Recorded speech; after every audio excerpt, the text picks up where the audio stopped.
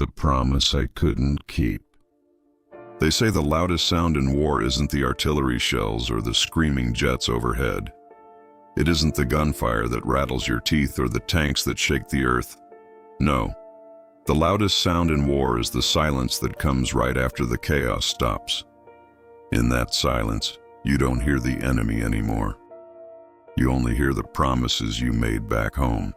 We all made them. I'll be careful. I'll write every day. I'll be back by Christmas. But there is one promise that weighs heavier than a rucksack full of ammunition. It is the promise of return. For a soldier named Thomas, that promise was the only thing keeping him alive in the frozen trenches of 1944. He didn't fight for a flag, and he didn't fight for glory. He fought because he had sworn to a woman named Eleanor that he would be there to hold their firstborn child. But war doesn't care about your promises.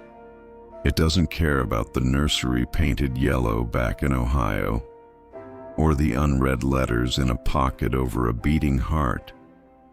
Sometimes the tragedy isn't that we die. It's that we break our word to the ones we love the most. This is the story of the promise Thomas couldn't keep. Stories like Thomas's are not unique, and that is what makes them so terrifying. In every conflict, millions of men have left behind pieces of their hearts, hoping to retrieve them later, only to find that fate had other plans. Today, we are going to walk through the final months of a man who almost made it home. It is a story about love, distance, and the cruel timing of destiny. But before we open the first chapter of Thomas's journey, I want to connect with you. Loss and love are universal languages.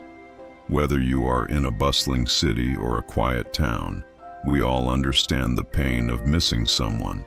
So pause for a second and let me know in the comments. Where are you watching from today? Which country or city do you call home? I read every comment, and it's amazing to see how connected we really are. Now let's turn back the clock to November 1943. The platform at Union Station smelled of coal smoke and damp wool. It was crowded, a sea of khaki uniforms and tear-stained dresses. But for Thomas and Eleanor, the world had shrunk to the space between them. Thomas wasn't a warrior by nature. He was a carpenter. He built things intended to last. War was about destroying things. The contrast made him sick to his stomach. Eleanor was 6 months pregnant. Her hand rested on her stomach, a protective gesture that Thomas mirrored with his own large, rough hand. He looked into her eyes, trying to memorize the shade of blue, terrified that the gray of the battlefield would wash this memory away. "You have to come back," she whispered, her voice breaking under the noise of the conductor's whistle. "You have to fix the crib. It's still wobbly." Thomas forced a smile, though his throat felt like it was full of glass. He leaned in, his forehead resting against hers. "I promise," he said.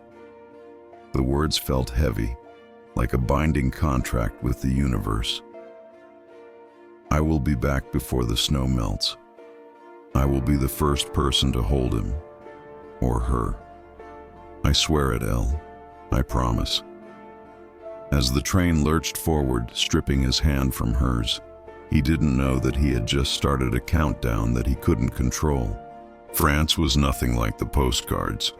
It was cold, wet, and terrifyingly loud. For months, Thomas survived on adrenaline and ink. The letters became his lifeline. While other men gambled or drank their rations, Thomas wrote. Now let's turn back the clock to November 1943. The platform at Union Station smelled of coal smoke and damp wool. It was crowded, a sea of khaki uniforms and tear-stained dresses. But for Thomas and Eleanor, the world had shrunk to the space between them. Thomas wasn't a warrior by nature. He was a carpenter. He built things intended to last. War was about destroying things. The contrast made him sick to his stomach. "Distance is just a test," he wrote in a letter dated March 1944. "Every mile between us is just another mile I will walk back to you." But the letters from home took weeks to arrive. He was reading echoes of the past. He would read Eleanor's words about her growing belly while artillery fire lit up the night sky like thunderless lightning. He was living in two worlds, the hell of the present and the heaven of his memories. He kept the stack of letters wrapped in oilcloth in his left breast pocket. The cliché of the soldier keeping love close to his heart wasn't a metaphor for Thomas. It was armor. It happened on a Tuesday, during a rare lull in the fighting near the German border. The mail call. Usually it was a time of anxiety, but today the sergeant called Thomas's name with a grin. It wasn't a letter. It was a telegram. Short, expensive, urgent. Thomas's hands shook so hard he could barely tear the strip open. He read the words, and for the first time in a year, he wept openly. Not from fear, but from relief. "It is a boy, William Thomas, healthy, waiting for you. Love, L." He was a father. In the middle of a destroyed village, surrounded by rubble and death, new life had begun. He passed the telegram around. Men who hadn't smiled in months patted him on the back. Cigarettes were shared. For 1 hour, the war didn't exist.